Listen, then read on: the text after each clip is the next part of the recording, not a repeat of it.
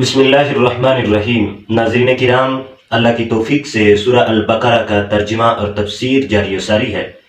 آج ہم رکوع نمبر 10 آیات نمبر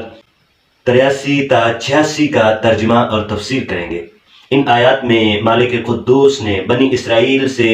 10 نکاتی میثاق لیے جانے کا ذکر کیا ہے، جس میں توحید پر کاربند رہنے، والدین، رشتہ داروں، یتیموں اور مساکین سے حسن سلوک کرنے، حسن کلام، اقامت نماز، ادائیگی زکوٰۃ، قتل نفس سے اجتناب اور لوگوں کو جلا وطن کرنے کی ممانعت کی گئی۔ لیکن بنی اسرائیل نے شریعت کے کچھ احکام پہ عمل کیا اور کچھ احکام کو پس پشت ڈالا۔ دنیاوی زندگی کو اخروی زندگی پر ترجیح دی۔ اللہ نے بطور سزا انہیں دنیا میں رسوا اور ذلیل کر دیا اور آخرت میں شدید عذاب اور کسی بھی قسم کی مدد نہ ملنے کی وعید سنائی۔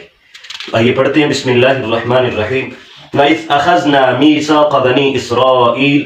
اور یاد کیجئے جب ہم نے بنی اسرائیل سے پختہ عہد لیا تھا، لا تعبدون الا اللہ، کہ تم اللہ کے سوا کسی اور کی عبادت نہ کرنا۔ اس کیے ہوئے عہد کو انہوں نے توڑ دیا۔ موسیٰ علیہ السلام جب کوہ طور پہ تشریف لے گئے، بعد میں اس قوم نے بچڑے کی عبادت کرنا شروع کر دی۔ وَبِالْوَالِدَيْنِ إِحْسَانًا، اور والدین کے ساتھ اچھا سلوک کرنا، وَذِي الْقُرْبَى، اور رشتہ داروں کے ساتھ، وَالْيَتَامَى، اور یتیموں، وَالْمَسَاكِينَ، اور مسکینوں سے بھی اچھا سلوک کرنا، وَقُولُوا لِلنَّاسِ حُسْنًا، اور لوگوں سے اچھی بات کہنا،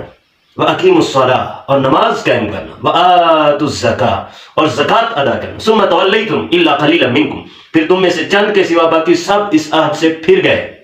وَأَنْتُمْ مُعْرِضُونَ، اور تم ہی ہو روگردانی کرنے والے۔ وَإِذْ أَخَذْنَا مِيثَاقَكُمْ، اور یاد کرو جب ہم نے تم سے پختہ عہد لیا، لَا تَسْفِكُونَ دِمَاءَكُمْ، کہ تم اپنوں کا خون نہیں بہاؤ گے، وَلَا تُخْرِجُونَ أَنفُسَكُم مِّن دِيَارِكُمْ، اور اپنوں کو اپنے وطن سے نہیں نکالو گے، ثُمَّ أَقْرَرْتُمْ وَأَنْتُمْ تَشْهَدُونَ، پھر تم نے اس عہد کا اقرار کیا اور تم خود اس کے گواہ تھے۔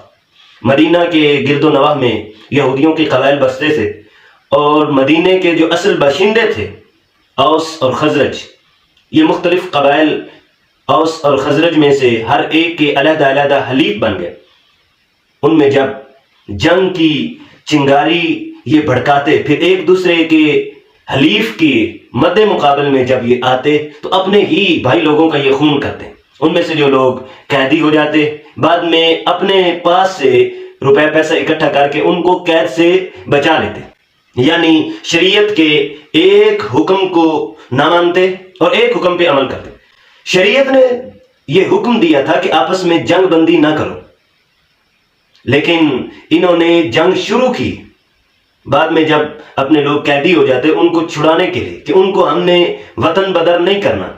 خدا کا یہ حکم ہے، تو اس حکم پہ عمل کرتے اور پہلے حکم کو چھوڑ دیتے۔ ثم انتم ہؤلاء، پھر یہ تم ہی تو ہو، تقتلون انفسکم، جو اس عہد کے بعد اپنوں کو قتل کرتے ہو، وتخرجون فریقا منکم من دیارہم، اور اپنوں میں سے ایک گروہ کو ان کے گھروں سے نکالتے ہو، تظاہرون علیہم بالاثم والعدوان، ان کے خلاف گناہ اور زیادتی کرتے ہوئے ان کے دشمنوں کی مدد کرتے ہو، وَإِن يَأْتُوكُمْ أُسَارَىٰ، اور اگر وہ تمہارے پاس قیدی بن کر آئیں، تُفَادُوهُمْ، تو چھڑوانے کے لیے ان کا فدیہ ادا کرتے ہو، وَهُوَ مُحَرَّمٌ عَلَيْكُمْ إِخْرَاجُهُمْ، حالانکہ تم پر ان کا گھروں سے نکالنا ہی حرام کیا گیا تھا۔ أَفَتُؤْمِنُونَ بِبَعْضِ الْكِتَابِ، تو کیا تم کتاب کے کچھ حصے پر ایمان رکھتے ہو، وَتَكْفُرُونَ بِبَعْضٍ، اور کچھ حصے سے کفر کرتے ہو، فَمَا جَزَاءُ مَن يَفْعَلُ ذَلِكَ مِنكُمْ، تو جو تم میں سے یہ کرے اس کا صرف یہ بدلہ ہے، إِلَّا خِزْيٌ فِي الْحَيَاةِ الدُّنْيَا، کہ دنیا کی زندگی میں رسوائی ہو، وَيَوْمَ الْقِيَامَةِ يُرَدُّونَ إِلَىٰ أَشَدِّ الْعَذَابِ، اور روز قیامت انہیں سخت ترین عذاب میں لوٹایا جائے گا۔ وَمَا اللَّهُ بِغَافِلٍ عَمَّا تَعْمَلُونَ، اور اللہ ان کاموں سے بے خبر نہیں جو تم لوگ کرتے ہو۔ أُولَٰئِكَ الَّذِينَ اشْتَرَوُا الْحَيَاةَ الدُّنْيَا بِالْآخِرَةِ، یہ وہ لوگ ہیں جنہوں نے دنیا کی زندگی کو آخرت کے بدلے میں خرید لیا۔ فَلَا يُخَفَّفُ عَنْهُمُ الْعَذَابُ، تو نہ ان پر سے عذاب ہلکا کیا جائے گا، وَلَا هُمْ يُنصَرُونَ، اور نہ ہی ان کی مدد کی جائے گی۔ قرآن مجید فرقان حمید کی ان آیات سے بندہ مومن کو بھی یہ نتیجہ اخذ کرنا چاہیے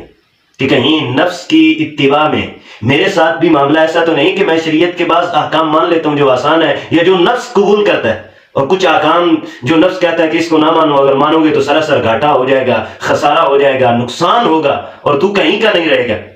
اگر بندہ مومن میں بھی یہی روش ہے یہودیوں کی طرح، تو وہ بھی اپنے ایمان کا محاسبہ کرے، آیا میرے اندر وہ وصف ہے جس وصف کو اللہ جل شانہ نے اپنی ذات کی طرف نسبت کرتے ہوئے اپنے بندوں کا لقب عطا فرمایا۔